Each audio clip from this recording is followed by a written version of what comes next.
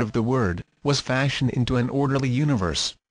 The elements separated into strata and each brought forth living creatures. The Supreme Being, the Mind, male and female, brought forth the Word. And the Word, suspended between light and darkness, was delivered of another mind called the Workman, the Master Builder, or the Maker of things. In this manner it was accomplished, O Hermes. The Word moving like a breath through space called forth the fire by the friction of its motion. Therefore, the fire is called the Sun of Striving. The Workman passes a whirlwind through the universe, causing the substances to vibrate and glow with its friction. The Sun of Striving thus forms 7 governors, the spirits of the planets, whose orbits bound the world. And the 7 governors controlled the world by the mysterious power called destiny given them by the fiery Workman. When the second mind, the Workman, had organized chaos, the Word of God rose straightway out of its prison of substance, leaving the elements without reason, and joined itself to the nature of the fiery Workman. Then the second mind, together with the risen Word, established itself in the midst of the universe and whirled the wheels of the celestial powers. This shall continue from an infinite beginning to an infinite end, for the beginning and the ending are in the same place and state. Then the downward turned and unreasoning elements brought forth creatures without reason. Substance could not bestow reason, for reason had ascended out of it. The air produced flying things and the waters such as swim. The earth conceived strange 4-footed and creeping beasts, dragons, composite demons, and grotesque monsters. Then the Father, the Supreme Mind, being light and life, fashioned a glorious universal man in its own image, not an earthly man but a heavenly man dwelling in the light of God. The Supreme Mind loved the man it had fashioned and delivered to him the control of the creations and workmanships. The man, desiring to labor, took up his abode in the sphere of generation and observed the works of his brother, the second mind, which sat upon the ring of the fire. And having beheld the achievements of the fiery Workman, he willed also to make things, and his father gave permission. The 7 governors, of whose powers he partook, rejoiced and each gave the man a share of its own nature. The man longed to pierce the circumference of the circles and understand the mystery of him who sat upon the eternal fire. Having already all power, he stooped down and peeped through the 7 harmonies and, breaking through the strength of the circles, made himself manifest nature stretched out below. The man, looking into the depths, smiled, for he beheld a shadow upon the earth and a likeness mirrored in the waters, which shadow and likeness were a reflection of himself. The man fell in love with his own shadow and desired to descend into it. Coincident with the desire, the intelligent thing united itself with the unreasoning image or shape. Nature, beholding the descent, wrapped herself about the man whom she loved, and the two were mingled. For this reason, earthly man is composite. Within him is the sky man, immortal and beautiful. Without is nature, mortal and destructible. Thus, suffering is the result of the immortal man's falling in love with his shadow and giving up reality to dwell in the darkness of illusion. For, being immortal, man has the power of the 7 governors, also the life, the light, and the Word, but being mortal, he is controlled by the rings of the governors, fate or destiny. Of the immortal man it should be said that he is hermaphrodite, or male and female, and eternally watchful. He neither slumbers nor sleeps, and is governed by a father also both male and female, and ever watchful. Such is the mystery kept hidden to this day, for nature, being mingled in marriage with the sky man, brought forth a wonder most wonderful. 7 men, all bisexual, male and female, and upright of stature, each one exemplifying the natures of the 7 governors.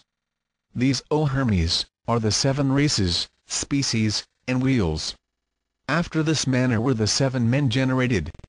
Earth was the female element and water the male element, and from the fire and the herd they received their spirits, and nature produced bodies after the species and shapes of men. And man received the life and light of the great dragon, and of the life was made his soul and of the light his mind. And so, all these composite creatures containing immortality, but partaking of mortality, continued in this state for the duration of a period. They reproduced themselves out of themselves, for each was male and female.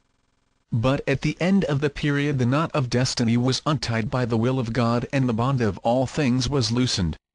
Then all living creatures, including man, which had been hermaphroditical, were separated, the males being set apart by themselves and the females likewise, according to the dictates of reason. Then God spoke to the Holy Word within the soul of all things, saying, Increase in increasing and multiply in multitudes, all you, my creatures and workmanships.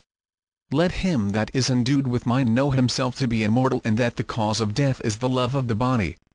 And let him learn all things that are, for he who has recognized himself enters into the state of good. And when God had said this, Providence, with the aid of the 7 governors in harmony, brought the sexes together, making the mixtures and establishing the generations, and all things were multiplied according to their kind. He who through the error of attachment loves his body, abides wandering in darkness, sensible and suffering the things of death, but he who realizes that the body is but the tomb of his soul, rises to immortality. Insert. From Bryant's Mythology. The name Hermes is derived from Herm, a form of Chiram, the personified universal life principle, generally represented by fire. The Scandinavians worshipped Hermes under the name of Odin. The Teutons as Wotan, and certain of the Oriental peoples as Buddha, or Fo. There are 2 theories concerning his demise. The first declares that Hermes was translated like Enoch and carried without death into the presence of God. The second states that he was buried in the valley of Hebron and a great treasure placed in his tomb, not a treasure of gold but of books and sacred learning. The Egyptians likened humanity to a flock of sheep. The supreme and inconceivable father was the shepherd, and Hermes was the shepherd dog. The origin of the shepherd's crook in religious symbolism may be traced to the Egyptian rituals. The 3 scepters of Egypt include the shepherd's crook, symbolizing that by virtue of the power reposing in that symbolic staff the initiated pharaohs guided the destiny of their people. Continued. Then Hermes desired to know why men should be deprived of immortality for the sin of ignorance alone. The great dragon answered, To the ignorant the body is supreme and they are incapable of realizing the immortality that is within them. Knowing only the body which is subject to death, they believe in death because they worship that substance which is the cause and reality of death. Then Hermes asked how the righteous and wise pass to God, to which Poimandres replied that which the word of God said, Say I, because the Father of all things consists of life and light, whereof man is made.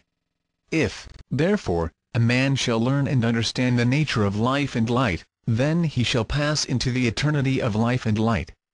Hermes next inquired about the road by which the wise attain to life eternal, and Poimandres continued, Let the man endued with the mind mark, consider, and learn of himself, and with the power of his mind divide himself from his not-self and become a servant of reality.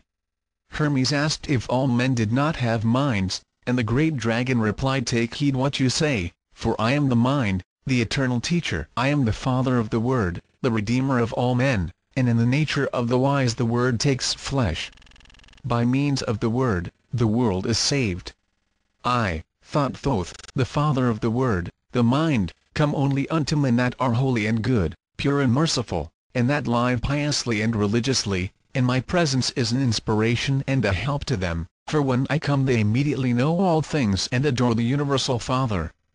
Before such wise and philosophic ones die, they learn to renounce their senses, knowing that these are the enemies of their immortal souls.